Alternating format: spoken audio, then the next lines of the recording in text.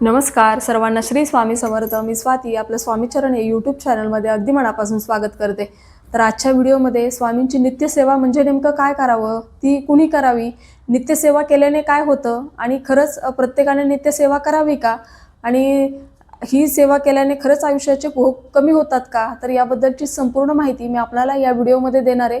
बघा, देवसुद्धा आपल्या कर्माच्या फेऱ्यामध्ये ढवळाढवळ करत नाही. जन्म आणि मृत्यू हे अंतिम सत्य आहे. जसा जन्म आपला कधी होणार हे कोणाला माहीत नसतं, तसाच मृत्यू कधी होणार हेही कोणाला माहीत नसतं. पण आपला जन्म आणि मृत्यूचा जो प्रवास आहे, त्या प्रवासामध्ये आपल्याकडून काही चांगलं कर्म व्हावं, यासाठी ही स्वामींचीच नाही तर कुठल्याही देवदेवतांची सेवा ही आपल्याकडून व्हावी.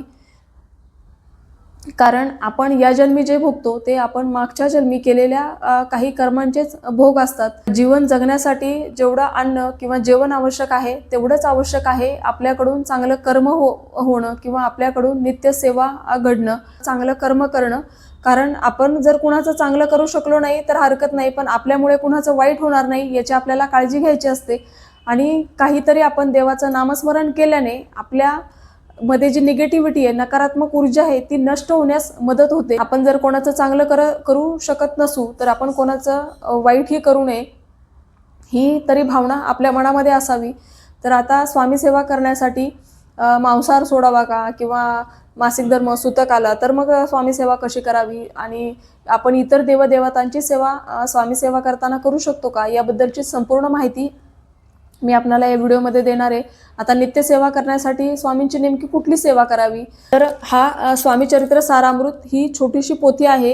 ही 21 अध्यायाची पोथी आहे आणि ही स्वामी समर्थ महाराजांची सर्वात उच्च कोटीची सेवा आहे. तर यामध्ये आपल्याला 1 ते 21 अध्याय आहेत. आणि बघा, एक एक अध्याय अगदी छोटे छोटे अध्याय आहेत, म्हणजे 1 ते 1.5 पानाचा एक अध्याय आहे.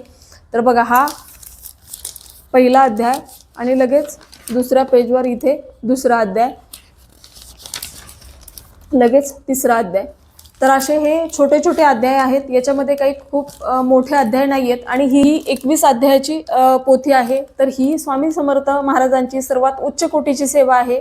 आपल्याला ही नित्य सेवा करायची आहे, म्हणजे आपल्याला दररोज हा पूर्ण ग्रंथ वाचणं शक्य नाही आहे. हा पूर्ण ग्रंथ वाचण्यासाठी 1 तास लागतो. आता बरेच लोक हा पूर्णसुद्धा ग्रंथ वाचतात. गुरुवारच्या दिवशी निदान आपण, आणि पौर्णिमेला किंवा काही विशिष्ट तिथींना हा आपण पूर्ण ग्रंथ वाचावा. जेव्हा आपण हा पूर्ण ग्रंथ वाचतो तेव्हा आपलं एक पारायण हे पूर्ण होतं. तर आता नित्यसेवेमध्ये हा ग्रंथ कसा वाचावा, तर दररोज आपल्याला याचे 3 अध्याय वाचायचे असतात.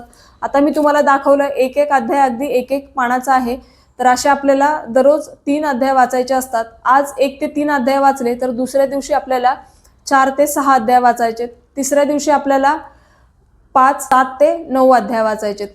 म्हणजे जेव्हा आपण 21 अध्यायापर्यंत पठण करू तेव्हा आपलं एक पारायण पूर्ण होतं.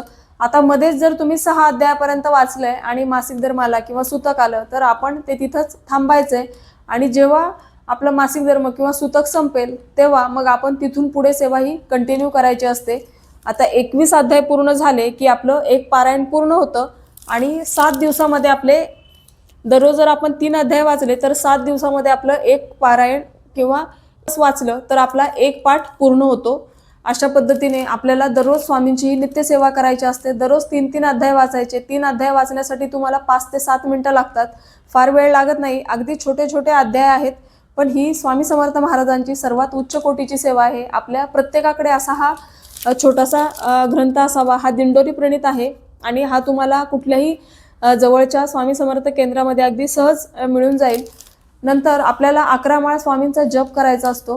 म्हणजे देवासमोर बसून श्री स्वामी समर्थ, श्री स्वामी समर्थ असा आपल्याला 11 माळ जप करायचा असतो. पण आता एवढ्या धकाधकीच्या ह्याच्यामध्ये प्रत्येकाकडून 11 माळ होईल असं नाही, पण किमान आपण 1 माळ जप आणि हे दररोज 3 अध्याय पठण करावे. तर एवढीच फक्त स्वामींची नित्यसेवा आहे. आता 11 माळी शक्य नाही, पण 1 माळ आपण नक्कीच करू शकतो.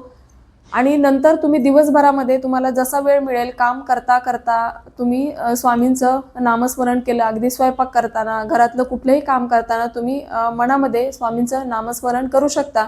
जरी देवासमोर बसून 11 माळी करणं शक्य नसेल तरी. तर एवढ्या 2च सेवा हे आपल्याला स्वामींच्या नित्यसेवेमध्ये येतात. आता आपला जो नित्यसेवेचा ग्रंथ आहे, त्याच्यामध्ये स्वामी स्तवन आहे. तर हे कुठलीही सेवा करण्याआधी आपल्याला दररोज हे स्वामी स्तवन एकदा म्हणायचं असतं. ते पण 1 पानाचं आहे. तर हे स्वामी स्तवन म्हणायचं आणि मग आपण स्वामींची अशी नित्यसेवा करू शकतो किंवा कोणत्याही तुम्ही सेवेला सुरुवात करू शकता. ते फक्त आपल्याला आधी म्हणायचं असतं. बघा, या सेवेसाठी फक्त 10 मिनिटं लागतात, पण ही आयुष्यामध्ये सकारात्मक बदल होण्यास सुरुवात होते. सेवा ही 1 दिवस केल्याने किंवा 4 दिवस केले आणि झालं असं नाहीये. तर सेवेमध्ये सातत्य असणं खूप आवश्यक आहे. आपण जीवन जगण्यासाठी जसं दररोज जेवण किंवा अन्न आपल्याला आवश्यक आहे, तसंच आपल्या हातून चांगलं कर्म व्हावं, कुठलंही कुकर्म आपल्या हातून होऊ नये, त्यासाठीच आपल्याला दररोज स्वामींची नित्यसेवा करायची असते. आणि स्वामींची नित्यसेवा करताना कुठल्याही फळाची अपेक्षा न ठेवता सेवा करा. आपण केलेल्या कुठल्याही सेवेचं फळ हे आपल्याला मिळतंच, पण फळाची अपेक्षा न करता फक्त सेवा करत राहा. योग्य वेळ आली की स्वामी ते कैक पटीने जास्त आपल्याला देतात. आपल्यासाठी जे योग्य आहे ते योग्य वेळ आल्यावर स्वामी आपल्याला देतात. तर आपण फळाची अपेक्षा न करता फक्त कर्म करत राहायचंय आणि आपण जे मागतो त्यापेक्षा जे आपल्यासाठी योग्य आहे ते स्वामी आपल्याला देतात. स्वामी सेवा ही फक्त करत राहायचंय आणि योग्य वेळ आली की आपल्याला ते एवढं देतात की आपली झोळी सुद्धा कमी पडते. त्याच्यामुळे मनामध्ये कुठलीही शंका न आणता की मी एवढे दिवस स्वामी सेवा केली, एवढे पारायण केले, हे केलं ते केलं, पण बघा, योग्य वेळ आली की आपल्या जे नशिबात आहे ते आपल्यापासून कुणी हिरावून घेऊ शकत नाही. आणि स्वामींना जे आपल्यासाठी योग्य आहे ते मला द्यावं अशी नेहमी प्रार्थना करावी. जे मला हवंय ते नाही, तर जे माझ्यासाठी योग्य आहे ते मिळावं. तर अशी आपल्याला ही स्वामी सेवा करायची आणि सेवेमध्ये सातत्य ठेवा. मध्ये जर कुठे बाहेरगावी जावं लागलं किंवा इतर काही कारणांमुळे सेवेमध्ये जर मध्ये खंड पडला तरी हरकत नाही, पण जेवढी शक्य होईल तेवढं सेवेमध्ये सातत्य असावं. बघा, अशी सेवा केल्याने तुमचे सगळे दोष हळूहळू नष्ट व्हायला लागतात. जसा मोठा खड्डा असेल तर आपल्याला खूप जास्त प्रमाणात माती टाकावी लागते, तेव्हा तो खड्डा भरला जातो. जर मोठा खड्डा आहे आणि तुम्ही थोडी थोडी माती टाकत राहिला तर त्याला खूप कालावधी लागतो. आपल्याला जर पुण्याचा बँक बॅलन्स वाढवायचा आहे तर आपल्याला सेवाही तेवढी जास्त करावी लागेल, तेव्हा तो बॅलन्स बरोबर होईल. त्यामुळे सेवा करताना आपल्याला गुरुवार, पौर्णिमा किंवा ज्या दिवशी तुम्हाला वेळ आहे त्या दिवशी तुम्ही अगदी पूर्ण स्वामीचरित्र ग्रंथाचं पठण केलं तरी चालेल. यासाठी आपल्याला 1 तास लागतो. कारण सेवा करताना मोजून मापून न करता अगदी मनोभावे सेवा करा, कारण मनोभावे केलेली प्रार्थना ही देवापर्यंत पोहोचते. तर अशा पद्धतीने आपल्याला स्वामींची नित्यसेवा करायची. तर ही छोटीशी माहिती जी मला तुमच्यापर्यंत पोहोचवायची होती. व्हिडिओ आवडला असेल तर व्हिडिओला लाईक करा, शेअर करा, सबस्क्राईब करा. भेटूया अशाच एका नवीन व्हिडिओसोबत. तोपर्यंत सर्वांना श्री स्वामी समर्थ.